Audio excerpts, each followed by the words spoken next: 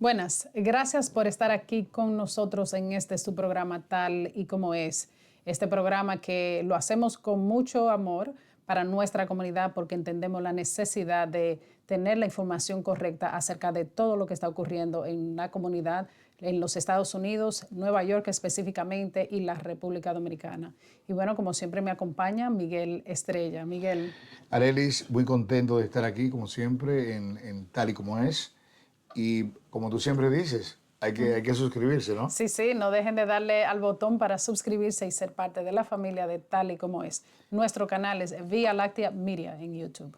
Y hoy tenemos la satisfacción de tener entre nosotros no solamente un ídolo de la comunidad dominicana jardinense, a quien conocemos desde la niñez, sino un gran estratega, un excelente abogado, un hombre con una experiencia enorme en lo que es el ámbito de la política.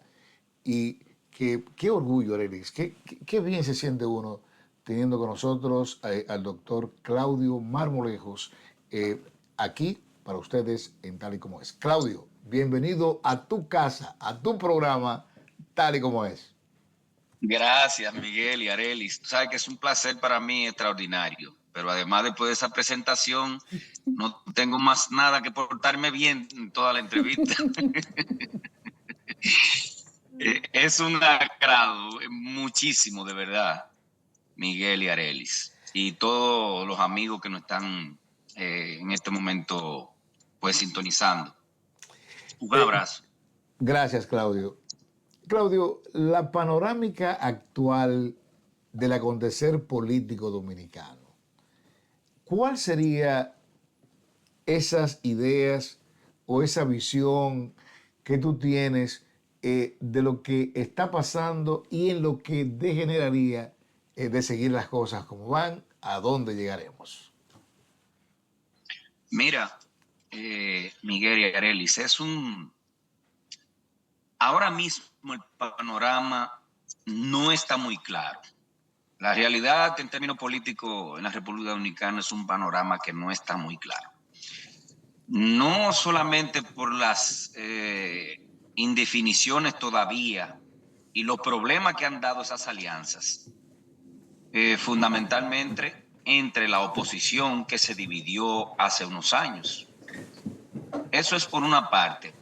Pero tú sabes que el pueblo dominicano se ha acostumbrado ya a dividir las elecciones en el ámbito municipal y luego en las congresionales y presidenciales.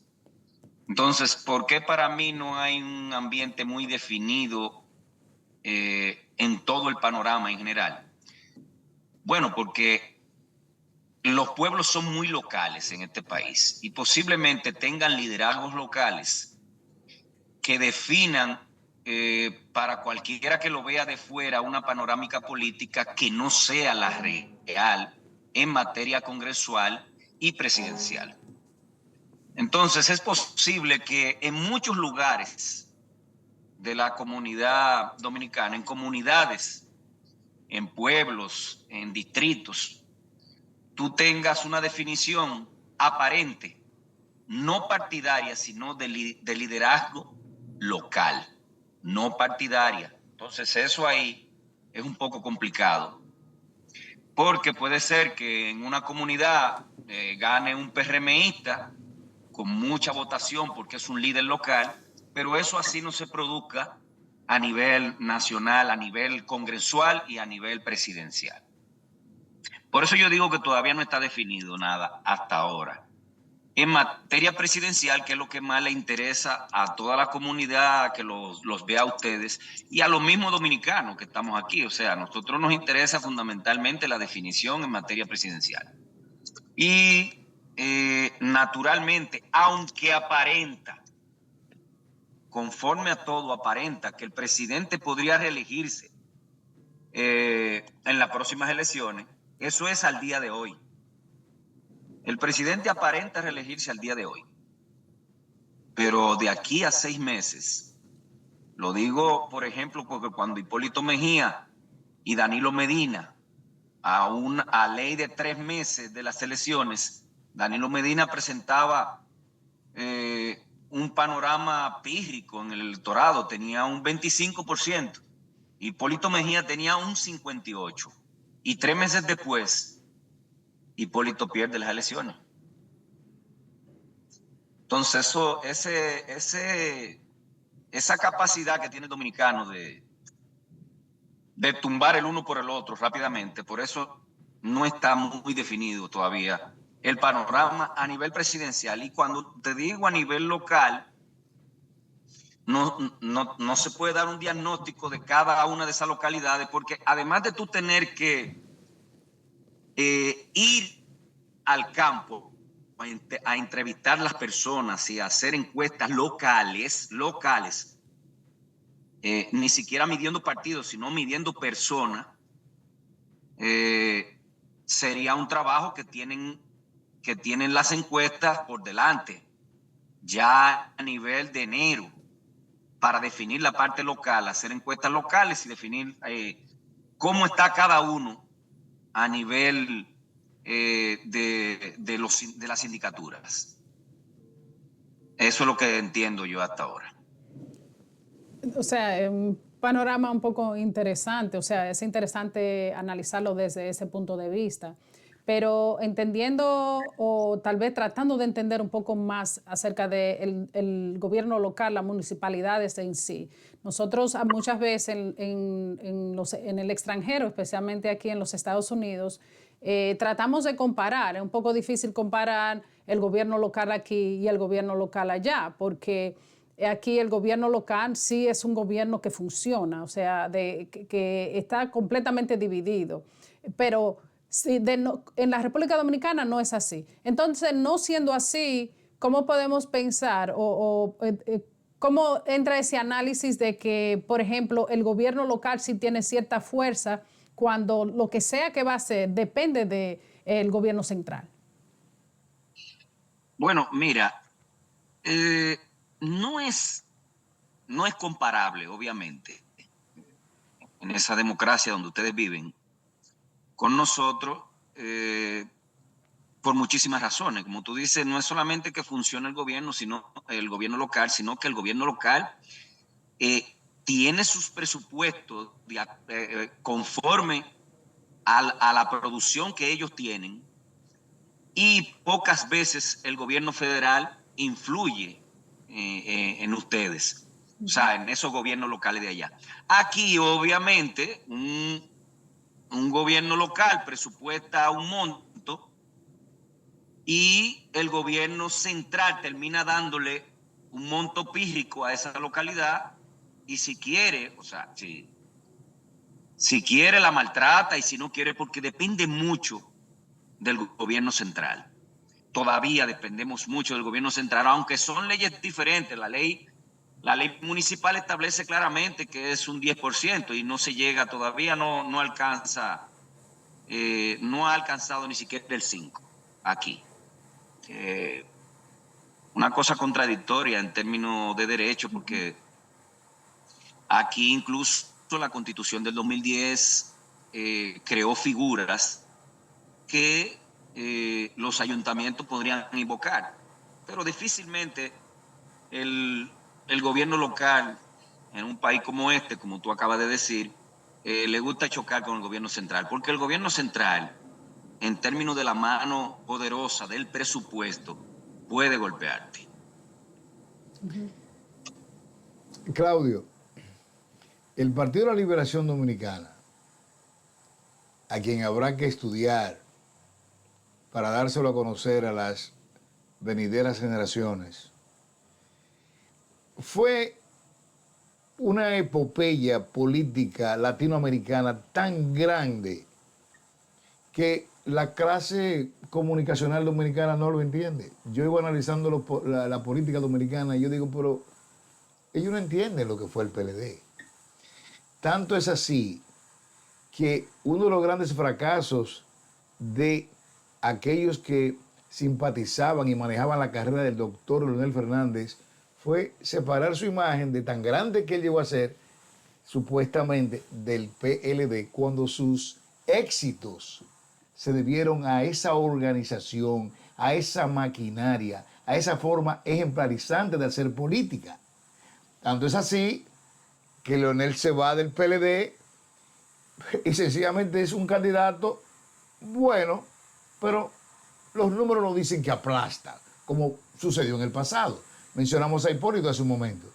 Sí, pero Hipólito se enfrentó a esa maquinaria donde Leonel era una parte importante, pero no absoluta, era una parte importante, como había muchísimas otras partes, tan buenos como él.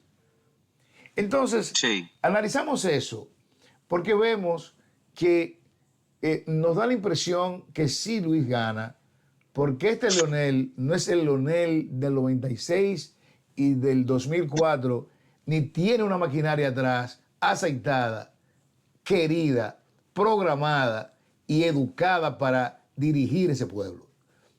Entendiendo yo que ya no le queda tiempo para eso. Tu opinión, por favor. Claro, Miguel, mira, cuando tú recuerdas ese PLD, lo recuerdas eh, de los 90 hacia abajo. Ese es el PLD que tú estás definiendo en una parte. Ese PLD educado, ese PLD con un criterio de liberación real, que se creía leal porque se estudiaban los folletos y se trabajaba para eso. Ese PLD que cambió estrepitosamente en el 96, que luego se convierte de un partido de cuadro, de un partido de gente formada, educada para hacer política correcta, se convierte en un partido de masa. Cuando se convierte en un partido de masa, se convierte igualmente en una maquinaria política electoral, como el Partido Reformista. O sea, prácticamente el Partido Reformista pierde esa maquinaria electoral y la toma el Partido de la Liberación Dominicana. Pero con ello vino también la debacle del partido, porque se perdió todo tipo de criterio y se cambiaron los dirigentes por las queridas y los chulos, muchas veces también, que tenían los funcionarios. Entonces, eso trajo como consecuencia la deformación auténtica del PLD. Y obviamente, esa deformación trajo consigo también como beneficio una maquinaria política electoral, totalmente electoral. Todo se varió después de ahí.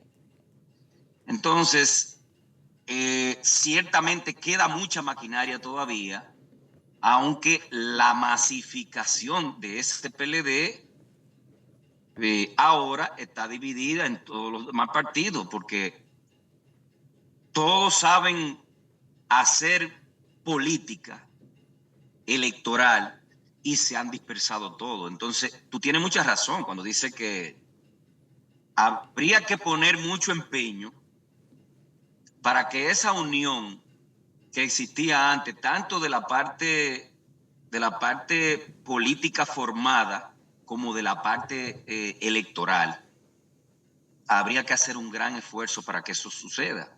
Y si eso no sucede, obviamente, en mi opinión, simplemente el presidente Abinader se reelige. Así es. Bueno, Claudio, yo te voy a llevar a una parte un poquito sensible.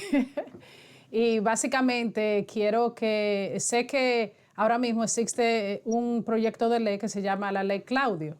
Y me gustaría escuchar acerca de qué se trata, porque creo que me impacta tanto como a ti, ya que mi mamá desafortunadamente murió, pero duró muchísimos años dializándose. Entonces nos gustaría que nos explicara de qué se trata y dónde está en este momento allá en el Congreso.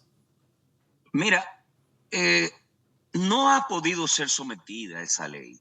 Eso fue una ley que el interés fue de mi amigo y hermano y compadre Graimer Méndez. En sus aspiraciones a ser diputado en ese momento del PLD, pues como él vivió ese ese proceso conmigo de prácticamente 5 años, él lo vivió junto a mi familia con todas esas situaciones que tuvimos y él decide, como la mayoría de leyes importantes de otros países, ni siquiera de nosotros, siempre le colocan el nombre o de que quien la creó, quien la construyó o alguna persona que sea un ejemplo para esa persona que crea la ley. Y en este caso, Grimer, que vivió todo eso, quiso plasmar mi testimonio. Y cuando fue a mi casa, me hizo una entrevista. Esa entrevista fue tan fundamental para el despegue de su candidatura, que fue espectacular. Yo mismo me lo encontré extraño. Mucha gente que vive tratando de que yo aspire a algo, me ponía como ejemplo ese proceso, que fue simplemente una grabación que me hizo Grimer para esa ley, y el testimonio fue tan fuerte, la conmovió tanto que esa ley todavía hay gente que trata de aspirarla, pero Grimer tendría que prestársela a alguien desde el Congreso porque en este momento me parece que tampoco pudo ser candidato, entonces tendría que prestársela a otro congresista para que la someta, pero no está en el Congreso, no está en el Congreso, no. Sí, pero Es una ley muy interesante, es una ley muy interesante, te cuento, porque va a modificar unas leyes viejas que hay en este país y no hay tampoco un criterio sobre la donación de órganos porque la gente no sabe el trabajo que pasan esas personas que entran alrededor de 3,000 por año a diálisis y que pudieran ni siquiera no entrar a diálisis si consiguieran la donación de los órganos que necesitan. Y asimismo, aquí estamos casi somos el primer lugar ahora mismo en materia de accidentes y de pérdida de vidas, y se pierden todos esos órganos porque nosotros no tenemos una legislación correcta que lleve a la población a entender la importancia de la donación de órganos. Claudio, tu experiencia es vastísima en comunicación, en lo que tiene que ver como abogado, en lo que tiene que ver como político, eso lo mencionamos hace un rato, pero nosotros quisiéramos que nuestros amables revidentes e internautas sepan de dónde estás localizado, a cuáles son las ramas del derecho a las cuales te dedicas y porque es un servicio de una personalidad de la dominicanidad que la gente necesita saber. Perfecto. Sí, mira, el área administrativa, como te dije, derecho administrativo, impositivo y portuario.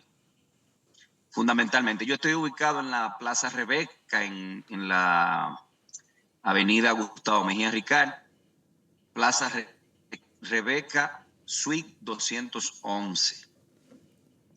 Ahí tenemos mi teléfono, es el 829-962-4632.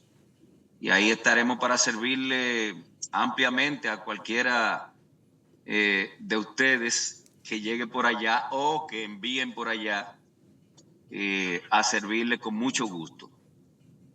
sí, es muy importante que tal vez nos explique a la gente la diferencia y por qué es importante tener la representación correcta cuando llevan algo a la República Dominicana, porque, por ejemplo, sé que te desempeñas en el área de asuntos portuarios, pero muchas personas no buscan un especialista en esa área, sino que terminan como, por ejemplo, un abogado en derechos marítimos, que es completamente Sí, diferente.